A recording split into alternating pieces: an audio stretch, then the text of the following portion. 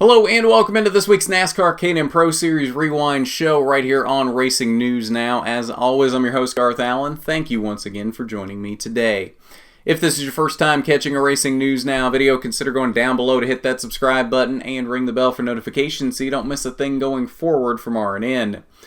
On today's K&N West Rewind, we're looking back at Saturday night's Colorado NAPA Auto Parts 150. 150 laps. A skosh into overtime. We actually went 155 laps. 56 miles around the 3.375 mile Colorado National Speedway in Erie, Colorado.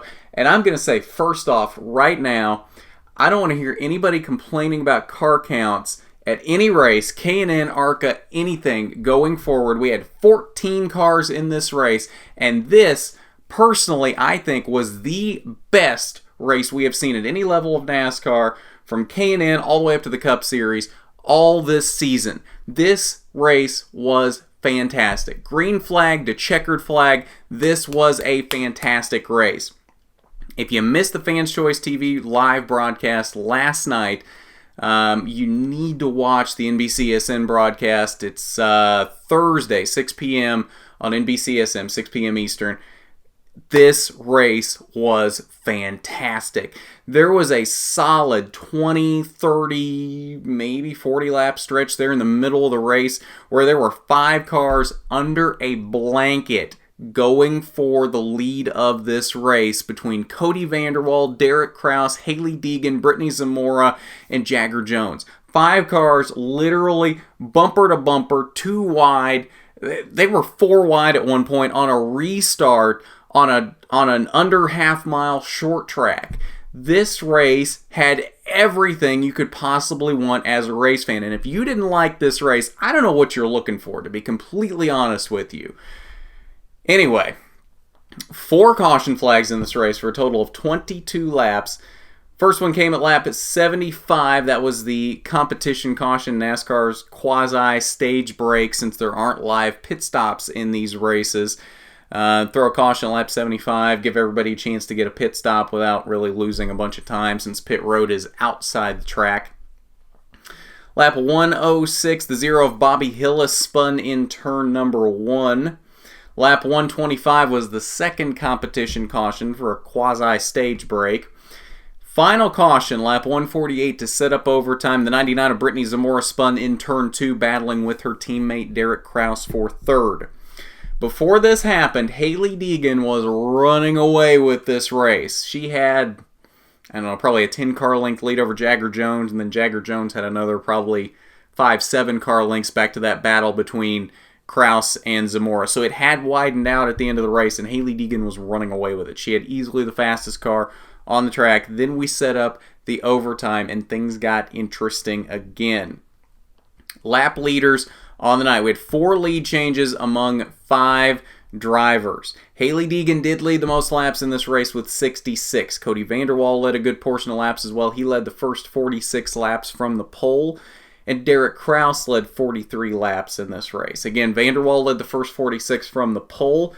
Kraus led 42 after that, after taking the lead from Vanderwall at lap 47. He led until lap 88 when Hailie Deegan took the lead. Lap 89, she held it for the next 65 laps up until the overtime caution. Then things got crazy on the restart. Deegan chose the inside, Jagger Jones on the outside, Derek Kraus restarted in third. They go down into turn 1. Hailie trying to protect the bottom, expecting Jagger Jones to be a little aggressive on this restart. Instead, Derek Kraus jumps to the inside in turn 1 with a broken sway bar, mind you. He was running a little wounded at the end of the race with a broken sway bar. He jumps to the inside, makes it 3 wide into turn 1 on the overtime restart, washes up the track into Deegan and Jones, shoves them all up the track. Kraus to the lead. Hailie comes out in second, still battling slightly with Jagger Jones. Finally clears Jones at the white flag. Down into turn 1, can't quite get to Kraus, and then we go down into 3. Hailie puts the bumper to Kraus. Kraus ends up going around the 2 Sunrise Fords who were battling for second behind Deegan between Jagger Jones and Trevor Huddleston, they get together and both spin coming off of turn 4. And we had a wild, crazy finish to this race. The results are all over the place. The two Sunrise Fords, who were going to end up second and third when Kraus spun, they end up wrecking, so they're not anywhere near the top.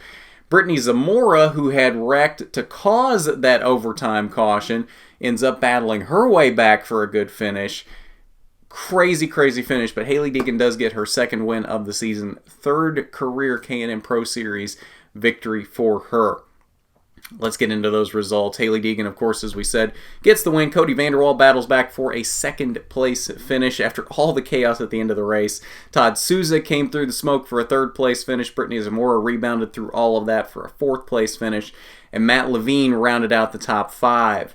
The rest of your top 10, John Wood in 6th. Jagger Jones, after his incident with his teammate coming off of 4, he came home in 7th. Kraus landed in the 8th position. Trevor Huddleston came home in 9th. Those were the last cars on the lead lap. And then Takuma Koga 2 laps down in the 10th position. And then, of course, here, final page. Only cars running here 11th through 14th were Ron J. and Taylor Canfield. Bobby Hillis, of course, out with his crash early at lap 107. And then Travis Milburn had some rear end issues. He was out just before the Bobby Hillis incident, 3 laps before Hillis, and he came home last in 14th. All right, so that's your results from the Colorado NAPA 150. Working on a Hailie Deegan interview. Those are always extremely hard to get after she wins, but we're working on it, and hopefully we'll be able to get a time with her and get one for you for her thoughts. So stay tuned for that.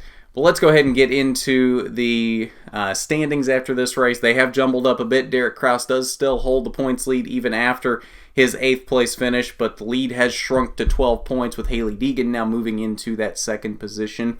Jagger Jones holds stationary in the 3rd position, 18 points back. Trevor Huddleston back to 4th now, 20 points back. Brittany Zamora still in 5th, but gained a little bit this race. She's now 26 points back in that 5th position. And then you can see the rest of the top 10 there. Matt Levine, Todd Souza, Cody Vanderwall, Travis Milburn, and Takuma Koga all here in the top 10 in points after this race. But that's your point standings following the Colorado NAPA 150, a wild, crazy race out there from Erie, Colorado. Like I said, I think this was the best race we've seen all season at any level of NASCAR. It was fantastic, not just for the finish of the race, but the entire race was just fantastic racing. And like I said, I don't want to hear any complaints about car counts because it doesn't matter how many cars are in the race when you've got a fantastic battle for the lead. Car counts are not the issue. The competition at the front of the pack and being able to actually race, that's the real issue. Car counts are not that big of a deal. Let's not worry about car counts when we've got good racing at all levels of NASCAR on a consistent basis. Then we can worry about getting car counts back up. But car counts don't matter. They are magnified when the racing is not very good, like we've seen in a lot of the ARCA races this year. It's been magnified because the racing's not been very good. Michael Self really stunk up the show in Michigan. Riley Herbst really stunk up the show in Pocono. Michael Self really stunk up most of the show in Charlotte.